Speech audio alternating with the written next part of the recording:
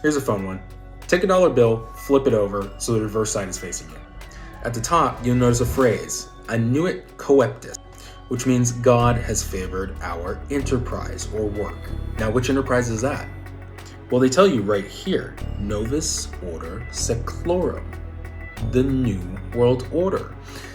And if you look right here, you can see the New World Order in action in the sign of a pyramid, the Great Egyptian Pyramid, which is incomplete because the great work has not been completed yet, which is why the eye at the top is also showing. When the great work is complete, the pyramid will be completed and cover the great eye. So there are two outcomes for our world. The top is where light prevails and knowledge and intellect prevails. The bottom, with the 13 bricks making up the pyramid, is where darkness prevails. Now let's unpack that a little. How do we know they're speaking specifically of America when this was created?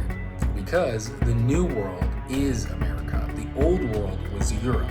And the Old World was controlled by oligarchy, monarchy, and church. The New World has a destiny that's yet to be manifested. And how do we know that? Because there's 13 layers of brick which are still being built up. Brick is an allegory to a closed or structured world. Now that's not a good thing because if the brick pyramid is completed, we lose light. It's completely blocked. On the other hand, if the great work is complete with light, we'll get enlightenment or illumination and truth. Now let's take a look at the eye itself. Now, it's no coincidence you get the mono eye on the back of Mun-E. That's called green language. It's a play on words. Now, the key thing is the eye itself is actually radiating light, illumination, knowledge, ascension. But where one might think this is actually God, in a sense, it's actually representing a very specific God, the God of light, Lux Fere, or Lucifer. Now, there is different ways to interpret allegories. However, in traditional Masonic sense, which we'll get into, and traditional history of a light-emitting pyramid, an object, this is the god of light, and also the sun. Now, if you still don't get it, check this one out. Draw a circle in the A in the top left of the seal. Now draw a line across to the S on the right side of the top right of the seal. Now draw a line from the A straight down to the O at the bottom of Ordo, and then draw that back up to the S. Then circle the N in the bottom left of Novus. Draw a line straight across to the M at the end of Seclorm. Now draw straight up to the top of the capstone and back down to the N, and you should have a triangle forming. In the symbology of alchemy, what you're looking at is the sacred feminine as the upside down pyramid and the sacred male as the correct erect pyramid, otherwise known as the Star of David. When you take all the characters and lay them out, you get the anagram for the word Mason, M-A-S-O-N. This is the calling card for those doing the great work. We look at the date, the Roman numerals spelling out 1776. Now, obviously, the country was founded July 4th, 1776. But the key takeaway here is the actual date and the numerical values of the date of 1776. So there's something occult practitioners do called Gematria, which is the breaking down of numbers to find what their true symbology and message is. So take the 17 and do 1 times 7 equals 7. Take the 76 and do 7 times 6 equals 42. Now we have 7 plus 42, which equals 49. Now add the 4 and the 9 from 49 and you get 13. This is not a coincidence. After we apply Gematria, getting the number 13 is not an accident. I'll show you why. Take a look at this. 13 bricks in the pyramid. 13 characters in Annuit Coeptis. 13 arrows. 13 stars in the top right. 13 feathers in the tail. 13 bars and stripes on the shield.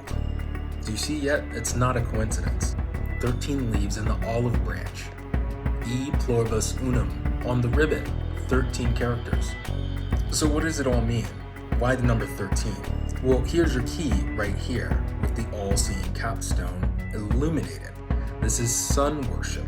The number 13 represents the sun in the sign of the zodiac. There's 12 signs and 12 astrological areas with the sun in the center. It's sun worship. It's not the 13 colonies. It never has been, and it has nothing to do with that. Before we move to the other side, I wanted to cover one more thing about 1776. America was founded July 4th, 1776.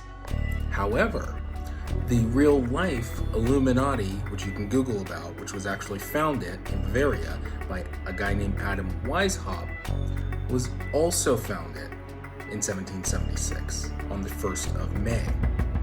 Now, with all the symbology we looked at, the 13, the all-seeing eye, the great work, the pyramid, the 1776 on this side of the Great Seal does raise little questions as to whether it's for America or whether it was a stamp for the Illuminati.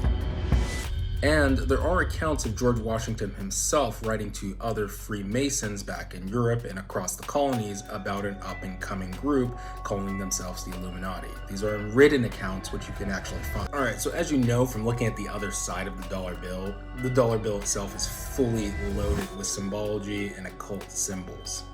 I'm actually not going to dive too much into this side. If you want to check this side out, take a look at the video on 1776 in Gematria, and also the video I made on the number 13, because this side right here is loaded with the number 13 in almost everything you're looking at.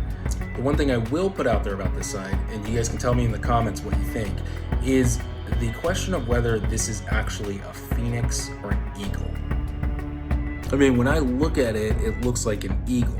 And judging by how prominently eagles were used in the Republic of Rome with the Aquila and the standard that the legions would carry into battle, I'm going to lean more towards an eagle. But it could be a phoenix too. I don't know, you guys tell me. We covered quite a bit on this side of the dollar bill, but I keep getting asked one question. Why the $1 bill?